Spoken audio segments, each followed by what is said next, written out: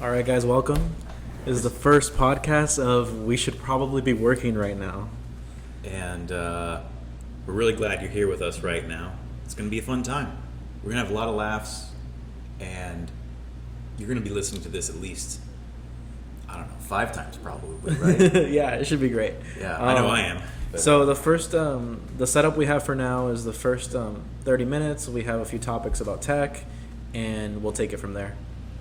Yeah, so what's the first thing? You want to get right into it? Yeah, let's do it. Unless we want to talk about what we were eating for lunch. Yeah, for real. So first of all, we're going to talk about this new product called Steam Deck. So Steam Deck seems to be like a competitor or like a new handheld device that's supposed to be like the pro version of the Switch. Yeah, this thing looks pretty cool actually. The display is, it's pretty large. It's not the biggest, I guess, in the world, but I think it's like 7 inches, I want to say. Are you picking this over the Switch? Like, would you, if you were to choose one or the other, you think like the average consumer is going to go more towards the Switch side or the Stream Deck side? Good question. I feel like there's a lot of Switch users that are just going to be like hardcore dedicated to the Switch, because I can already imagine like people saying, like, in my head, like people are saying probably like, not 2 screens, but like the Switch has much better ergonomics or this or that. But honestly, I think it's really cool that you get access to your Steam library. Yeah, and that's where they have the competitive edge, and that's what I've been seeing online, is that they have enough flexibility to go into the physical product marketplace, because imagine the average consumer. They're going to buy this. They're going to be able to upload their entire Stream library like right away onto a portable device. So Steam makes money on both ends, right? They make money on selling the product, and they make money on selling new games and making revenue that way. Yeah, they do. And so I kind of wonder if people are going to give up, or people who may have gone and gotten a gaming PC just go to this instead. Yeah, will it replace the gaming PC, which for now I don't think so, because of the graphics, but it's possible. I think it is possible. Like me personally, my entire life I've been a mobile gaming guy. Like I've never gotten into consoles. Yeah. So for me, like this is probably where I'd be at. But even me, since I'm so casual when it comes to video games and stuff, I'm still a Switch guy for sure. Really? Okay.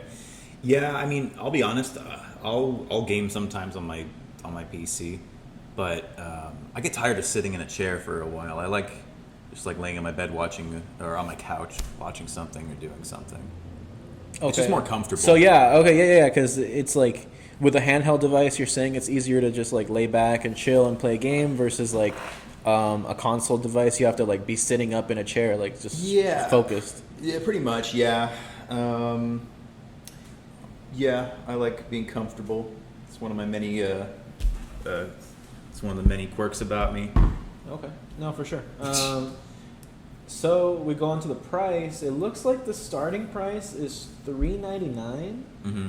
Yeah, and you can get it in 64 gigabytes. Yeah, right. You can get it in various memory configurations.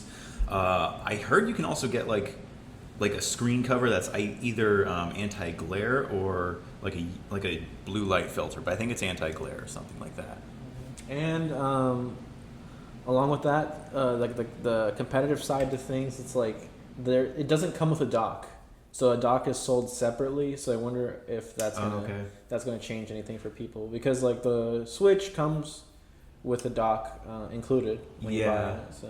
Well, apparently with this dock, you'll be able to hook it up, I think, to like a flat screen or just any sort of TV, and you can just, with like an HDMI connector, and you can just use it pretty much in like a console setup, just without the console. Yeah, I see that. I see it. It's cool. Yeah. Like, and I hesitate to call this a console just because they say it's technically a portable PC. Really? Is that like the marketing on it, that it's a portable PC? Yeah, they say it's a portable gaming computer. It's not technically like a handheld console. Oh, portable gaming. That makes sense. Yeah, so I hear you could. Some guy told me that you could open it up and potentially put like an M.2 in it and just Oh. upgrade it that way. You can also put an SD card. So I mean, like you don't even. Is have it to upgradable? Like the hardware is upgradable? You mean like opening it up and putting in like a new? Yeah. I think so. I don't know. I think you might be able to switch out the RAM. I guess this is what I heard from the other coworker I was talking to you about. Oh, okay. So No, but that's a big deal. That's a big deal. Like That would be pretty upgradability is huge. yeah, absolutely. Just throw in a shit ton of RAM. That'd be fun. Yeah, because and even like the gigabytes that it comes with normally, it seems like it's a lot more. That's what I'm saying. It seems like everything that the Switch is doing, they're doing like the pro version of it because 64 startup and then like goes to 256 and then 512. I think that's plenty of yeah, it just depends how much. Because you can add an SD card, so I mean, you could just get like a right. Oh yeah, and the Switch has 500, expandable memory. I'm sure this will have expandable memory too, though. Mm-hmm. It's got lots of buttons. I'll give them that. Yeah, for sure. And no one has it in their hands yet, right? So it hasn't shipped. Right. So no one has like a real grasp of how it's going to be. Yeah, well, yeah, so it's basically got an R1 and R2 and an R3, which is like the, when you press the joystick down. And then it's got, how many buttons on the back? 3 more, so it's got like an R4 and 5, maybe a 6. Yeah, definitely. But yeah, Stream Deck, are you, final opinion, like... Final opinion? Like, love it or keep it? Just like, would you... Love it or keep it? Yeah, like, love it or like, you know what, they could keep it. Like, you don't want it. Oh, okay. Honestly, I haven't used a handheld console in so long, but yeah, I get it. Yeah, it'd be cool to play some of my Steam games on a handheld console just to see what it's like, honestly. Me, just my personal opinion. I know like people are gonna probably love it, but like I'm saying, for me personally, keep it. I would still pick the Switch over this, just because. You would? Okay. Yeah, I would. I just would. This is not. It's just like they're not appealing to me with the casual. In gaming. Yeah, I never really got too into Nintendo games anyway, or any games on the Switch. So. And that's the thing, yeah. Like Nintendo's always been like so focused on the casual gamer, like that's why I'm there. Okay. Yes, I mean that definitely has something to the parts of playing it too. All right. So next thing we got on the list is iOS 15. Yeah, iOS 15. God, we're on 15 already. Yeah, and it's growing up so fast. yeah, I mean, the new features, they seem, I guess, like, I don't know. It's never really like revolutionary, right? Like, what was the last time? Well, I mean, the thing is, like, a lot of people are probably going to say this, and I want to say this too. It seems like with the last update to iOS 14, like they were trying to integrate things that Android had been doing for a while, like with widgets and just with an alphabetical search function for your apps. Yeah, at this point it's cliche because it's like, iOS is always fucking years behind Android. The only thing is that like Android is just, I don't know, like it's just not popular. I don't know.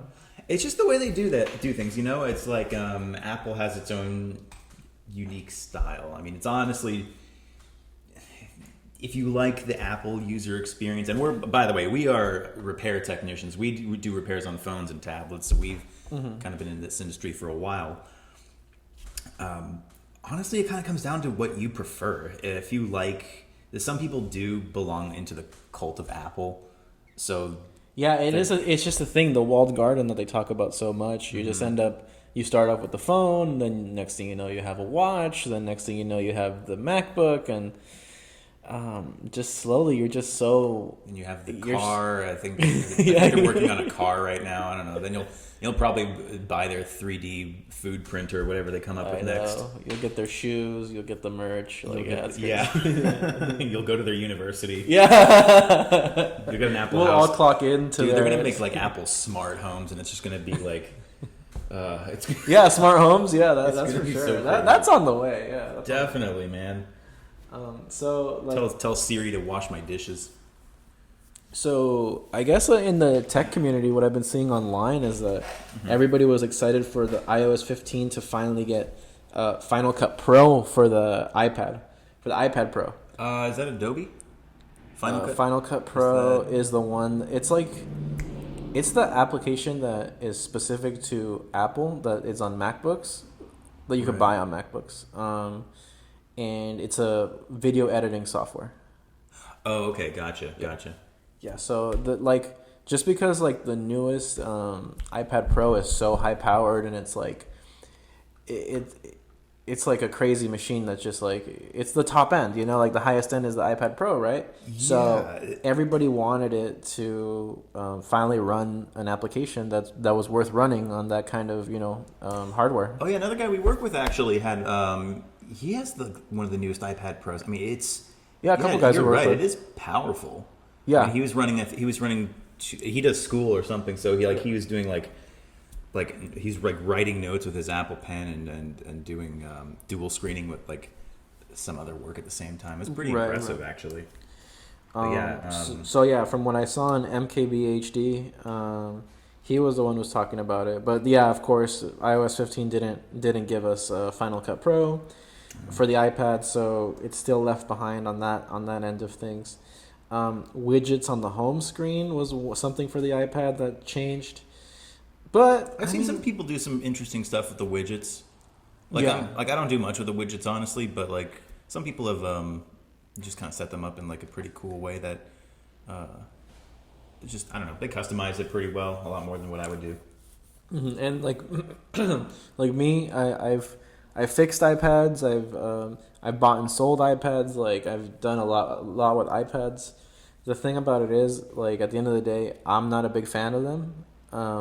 I don't really see the need. I always have the mentality that it's like, all right, there's things that a phone can do, and then there's a thing that a MacBook can do or a computer can do. Right. Yeah. But like the in between, like I don't know. In my opinion, I don't really see that many scenarios where the in between is happening very often.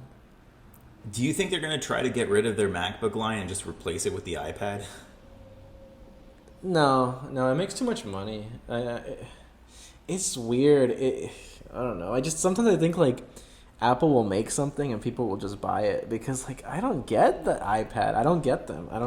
That's true though. I mean, I don't get the concept. Like I have seen people come in, to stores I've worked at, and they're like, "I just got to get the best new phone, man. I got to get the latest Samsung or the latest iPhone." Well, phones make sense though. I'm saying like iPads, like. Just use a computer if you're gonna get an iPad, like buy a computer. I've owned a tablet. I never found it like that easy to like read newspapers or news or anything on it. Yeah, well, actually, no, I did read a lot of manga on okay. One, so you found a good use for it. That was like the one use I found. Yeah. Mm-hmm. I have an iPad at home, the iPad Mini, 4th generation, but I've owned all the newer ones, like the iPad 7th and 8th generation. I've owned those. Okay. I've owned the 6 and the 5. So I'm like familiar with their I guess their baseline of iPads. Yeah. And like at the end of the day, I just think they're just like a flex, I guess. Like they're just like a fancy little thing to watch YouTube videos on. Which is I mean, if you ever go to any coffee shop in Hollywood, you'll I'm not even joking. Yeah. You will find everyone there is in their 20s or 30s. Yeah. They're dressed in a faux hipster way. All of them have MacBooks. They're all typing when sipping their coffee, just typing along, looking like they're doing work, and then I don't know if they're writing their suicide note. No, they're writing their next screenplay or whatever. Screenplay, exactly. Yeah, they're trying to you never make know it big. with those people. That's what they're trying to make it big. I think we should let everybody know. Currently, we are residing in Los Angeles, LA, California, and. But yeah, besides that, what else did they include? FaceTiming. No, I guess a screen sharing and FaceTiming. Yeah, FaceTiming with Android too. You can send somebody a link and I like that because I can't tell you how many times I wished I could FaceTime someone and I couldn't because they had an Android. No, that's interesting. Finally they're going to be inclusive. I think that the marketplace kind of forced them to be more inclusive because they gain nothing from excluding people from FaceTime. Right. Especially when they're, because literally, all right, you exclude a certain amount of people from FaceTime, and what? Zoom comes and eats all the crumbs that you left behind, takes all these customers. Exactly. Yeah, and sometimes customers, they're buying a phone because they have to prioritize, sometimes work over their personal preference. So they might have to, if everyone at work has a Samsung phone, forget it. They're just going to get a Samsung phone because it's, they may not like it, but it's a lot less hassle, especially if the company's paying for it. Oh yeah. So yeah, this definitely bridges the gap. Yeah, because no need to exclude people. But anyways, what else is there? Oh, screen sharing. Yeah, I've been thinking about that for a long time. It's necessary just to be able to share the screen and like have a conversation about it. Yeah, that's cool. I mean, like it makes sense. Before this, they had their kind of like their family sharing plan. Like you can, I think you can share like. I honestly forget, but like you can pretty much manage family devices and like limit how many like hours Of screen time? I think so. Screen time too. I think that's a different thing though, because I'm talking about like sharing the screen, as in like, like you could see what the other person is seeing on their phone. Yeah, I meant to say that this is kind of in line with that. I think it's like the next step to like, it makes sense. It seems like it kind of goes in line with their like, I think they want to make their devices an overall experience. Yeah. I feel like that's what Apple really pushes, whereas Samsung, it's like you can get the new phone with the best camera. It has the highest end camera or battery or whatever, but Apple really focuses on giving a specific experience. I mean, yeah, Samsung devices are always known for being like the hardware being like crazy. Yeah. Just like top of the line stuff, like pushing the limits. But Apple's known more for like their software integration with their hardware and how like smoothly everything like works together, right? Mm-hmm. But yeah, it's cool. I mean, it just reminds me of when I was looking for hotels for Vegas. My buddy and I were like trying to like get on the same page. And we're just like sending links back and forth, but this is we ended up going on Discord, and like we were able to share our screen on Discord, and that's how we were able to see like what web pages. Discord to share our screen. Wow, yeah. Okay. Yeah. So I think now with this update, I mean, it's useful for sure. I'm glad Apple is keeping their shit useful. Yeah. Anything else? I mean, I think that's everything. Messages, memojis, all the Wait, did emoji. You say memojis? Yeah, all the emoji stuff. It's always gimmicky to me. Like it's never like high impact. Maybe it's for the kids, I guess so. Well, I worked with a guy who said he made the argument that emojis are the superior form of communication. Okay, he's out of his mind. Well, he's lost his mind. Well, yeah, I quit that job. I was glad when I left. I hope he doesn't hear this. Yeah, that's really funny then. Anything else on here? I mean, people were saying in general like the update was boring. Like that's kind of like the consensus. Yeah, I mean, at the same time though, I mean, I don't know what they exactly expect. Yeah. What do you expect from an update? Like, do you want your phone to like give you a hug and kiss you goodnight? That is the next step. I mean, maybe that'd be nice.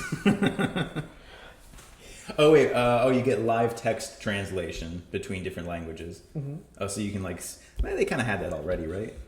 Yeah, I mean, I think the issue is that a lot of the stuff is gimmicky, just like the 3D virtual experience of like, what is it on their maps? Like Maps now is gonna show you like 3D buildings. Yeah, it's like a Google Earth kind of thing. Like, why do you need that? Like, what would you need that for? I don't know. I mean, maybe just like. I don't know. I guess because on their website it shows San Francisco, but you have a lot of unique buildings, and it kind of helps that way. So I guess if you're in a city like New York, or Chicago, or San Francisco, or Seattle, that would work fine. Okay, you could add your driver's license or state ID to the wallet.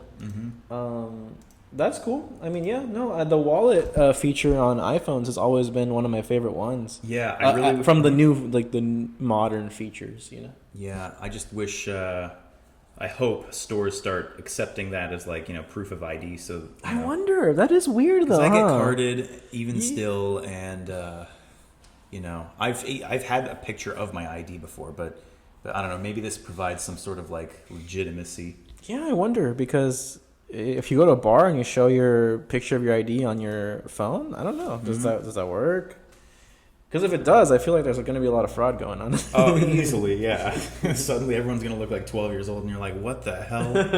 Everyone's getting young, or something's going on.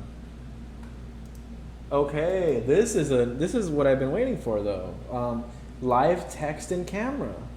Oh, yeah, I just said that. You said that? Oh, yeah, the live translation, right? Live translation. Okay, yeah. Yeah, well, that's what I was talking about. Because when you said it, I didn't really understand what you meant by that. Oh, I'm sorry. I was looking at... You were probably up above. I scrolled down a little too early. Mm-hmm. But, yeah, that looks cool, huh? No, I really like that because I've been thinking that for years. I get a picture from somebody, and it has an address on there, and I'm like, man, I got to type it manually, just going back and forth, switching from one page to the other. Like, it'd be so nice to just start highlighting it, copy, paste it. That sounds awesome, yeah. If it works well. Yeah, I mean, that's pretty cool. What are the chances this thing works well? Damn, we got to get a hands-on experience, honestly. I mean, we'll see. We'll see.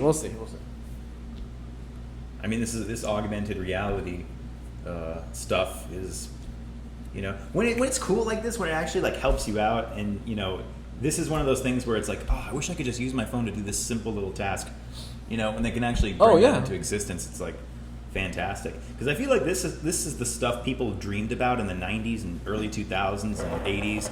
It was just impossible because none of us had the capability to actually implement any of it. So I feel like now we're almost at a point, I'm rambling a little bit, but I feel like we're at a point where the technology is finally catching up to what people have wanted to do for a while, and now it's just kind of happening and settling in, if you know what I mean. I agree. But anyway, that's all I've got to say about that. Yeah, I guess iOS 15, you need it or keep it. Like, you want it, you like it? I want it, yeah, absolutely. Okay, yeah, me too. No, anytime like technology's moving forward, like I'm happy about it. Oh my god, anytime anyone doesn't update their software, I get so pissed off now, because it's no longer like, back in the day I can understand if you were like, oh, I don't trust the companies, but now it's like, well, if you don't trust the company, your phone's going to basically break down in 2 seconds or 2 weeks or whatever. Okay, but this gets into, I don't know if you want to get into it, but remember, what was that giant issue back in the day? For Apple? For Apple, 3 or 4 years ago? The battery issue, right? The battery issue. Yeah. And I get it. Now people are skeptical, and I was one of those people. Just because I'm skeptical, I'm like, all right, like, there's always been the conspiracy theory that like, oh, every time there's a new iPhone, the older iPhones start like randomly glitching or whatever. You know what I mean? Yes, and that definitely did happen, especially with that battery issue. But luckily, Apple got sued. As far as my knowledge is correct on this. So after the lawsuit, they have done a good job of maintaining the software for all of their devices, like even the iPhone 5s. And they ended up, which I think they stopped updating, but. I remember. Were you working back then when they started offering $30 repairs? Yeah, I remember, because we had to match them because we weren't. Right, that was horrible for independent repair. I was like, Apple, you're killing us. Yeah, no, like, and I wouldn't. It wasn't even our fault. Yeah, no, I wouldn't match Apple. I told them anytime a customer came, I would tell them, hey, it doesn't matter. Like, Apple's matching it for $30. I mean, Apple's doing $30, but we do $40, but we do it a lot faster. And that's what I would tell the customer, because does a customer value their time or their money? Like, they could make the decision, because literally people would go up there, they would find out, all right, $30 for the repair, but come back in 6 hours, bro. Like, that was the wait time sometimes. Jeez, I can't even imagine trying to get a repair done in an app. Yeah, no, it's ridiculous. It's all ridiculous. Yeah. So they would come to us, and I'd tell them, like, hey, if you want to wait 6 hours, save $10. That's up to you. But if you don't, then I'll do it right now for $40. Yeah, that's a little public service announcement for Apple. Many people are aware that it takes a long time to get something done there. Oh yeah, they're notorious for that. And not only that, I mean, I'll give you guys the behind-the-scenes industry secret. You didn't sign an NDA for this, did you? No, I didn't. Okay, thank God. Go for it. I never worked for Apple, so. Me neither. But the word on the street and the customer experiences I've seen and witnessed is that Apple doesn't want to fix your phone. They don't want to do it. Their ultimate option, their main go-to is to sell you a new one. That's it. You go into the place, you go into the Apple store, hey, can I fix this older model like iPhone 5 or iPhone 6? Right away, fixing it has left their mind. If you talk to like one of the, I don't know if they're salespeople or whatever, but like if you They're geniuses. Yeah, they're fucking geniuses. They're Einsteins. Yeah. If you talk to one of them, right away they see you have an older phone. They're like, oh, let me show you the new phones. Let me show you the newest phones. Let me show you what they can do. Blah blah blah.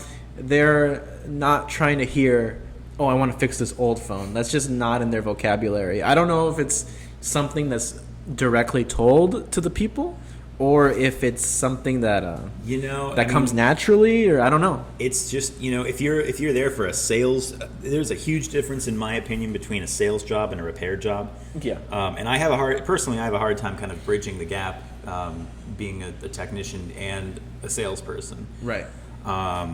Just because you have to be thinking about like two different things at the same time. But yeah, if you're a salesperson, you probably want that commission. And with Apple, it kind of goes back to that cult of Apple mentality, but also the experience they want to give people, because technically they're not doing anything wrong by offering you a good product. And I do think Apple's makes an amazing quality product. I agree. I love that their laptops are made of metal. I really do like that. Yeah, the aluminum build, right? Because it's not some cheap plastic from HP. I mean, that is where they're like other companies just fall behind, like just like the feel, smallest little detail. Yeah. It's a pretty noticeable thing. It doesn't feel like cheap plastic, because it's not. It's funny because you buy a computer from whatever, HP or whatever company you want to talk about, and just like 2 or 3 years later, it feels like a dinosaur. Just because it's plastic. It operates like a dinosaur too. Yeah, that's true too. And just because it has that cheap plastic to it, but like. And I've opened them up, like $400 or $500 laptops are mostly empty space. Wow. Oh well, maybe it's because of upgradability. I don't know if they were sometimes. Right? Yeah, sometimes, yeah. But also other times it's just like a lot of plastic and a little bit of a motherboard. Right. But that kind of goes back to Apple. I mean, their quality is good, so I mean, I don't. You just can't take that from them. Like their know. quality is it's great to feel, it's great to touch, it's great to look at. Like it's a flex. It is, but like I've had my iPhone for like the last 3 years and it still works pretty good. Oh yeah, for sure. But yeah, I mean, as far as the Apple Store goes, whenever you're dealing with a salesperson, just assume that they're always going to try to do that. I mean, they're never going to give you, unless they're like a decent person and they can get a good read on you, they're always going to try to give you something expensive. Like I saw it at the phone stores too. They try to throw anything they can on somebody. Yeah, just like if you walk into a phone store like AT&T or Verizon, they're not going to tell you, oh yeah, I'll show you where to fix this phone. They're going to go, yeah, let me show you a new one. Like they're not going to give you the better option there. It's not. They're not incentivized to do that. I think there's definitely a good. There's a sweet middle ground you can kind of come at a customer with, where it's kind of like, I see where you're coming from, sir. Here's probably what you would need. Here's my recommendation. Here's why I think this. Yes. And I've seen some people do it. Like we have that one coworker I was telling you about that I'm working with, and he's got like just a cool help out the customer sales pitch, but it works. Okay. Yeah, I fuck with it. All right. Yeah. Next topic. Do you want to talk about the Retroid Pocket 2? I want to know what you think first. Okay. I think this is like, because you found this. Yeah. Right. I think that this is the perfect space where I'm at personally, because it's a budget option. Let me explain to the people listening what exactly it is. It's a handheld, like portable gaming system, but it only uses like older ROMs where you can play like older games. It seems like it carries everything from Dreamcast all the way to the PS1. Yeah. So like all these cool like retro games all in one place. The way it looks is also really cool. I mean, they have the retro feel down. Basically, to people who are listening, it looks like a more square version of a Game Boy Advanced. If you ever had a Game Boy Advanced. And so it has that kind of like, it has this like 90s beige plastic or gray plastic design to it. Yeah, and that is something, interesting about it, cool about it. It has all. It looks like it has all the classics like Contra. What I would be interested in is like the N64 games, which from what I saw, like the gameplay, like all the gameplays I saw was, I think it was Super Mario World.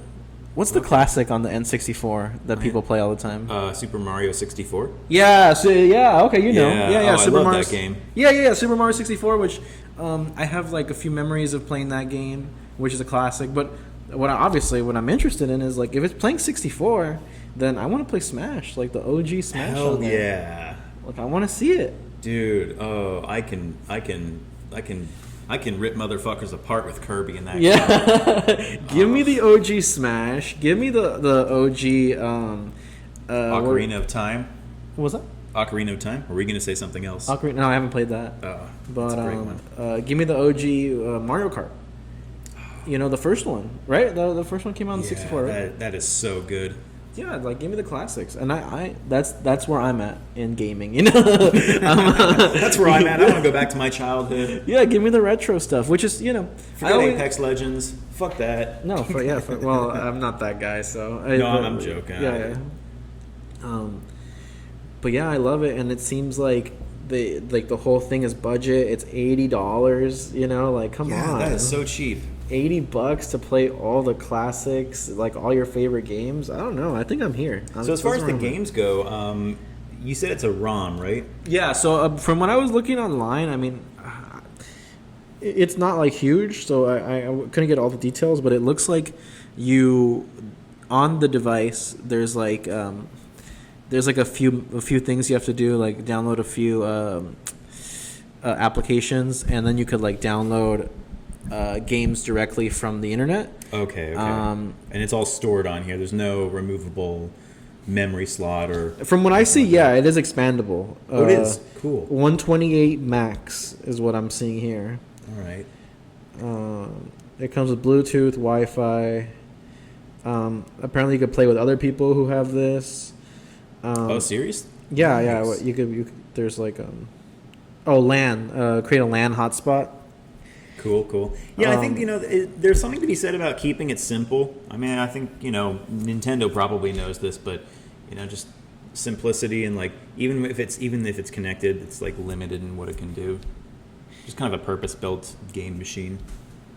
Yeah, no, I really enjoy the idea of it. I don't have any hands-on experience, but it looks fun. But these days, how much time does the average person have to game? Well. Right now, probably a good amount of time. Yeah, I guess so. If you've been living in the United States over the past year or so, probably a decent amount of time. Yes, that's for sure. So yeah, it's a good time to have a Retroid.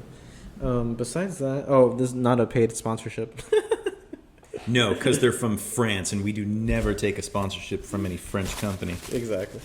All right, so that concludes the tech segment, or what do you think? Pretty much. I don't think I have much more to say about tech. Do you want to bring up Grimes or something? Okay, so that concludes the tech segment. Where do you want to go from here? Because we got Amazon worker dies by suicide. Yeah, I'll just go down the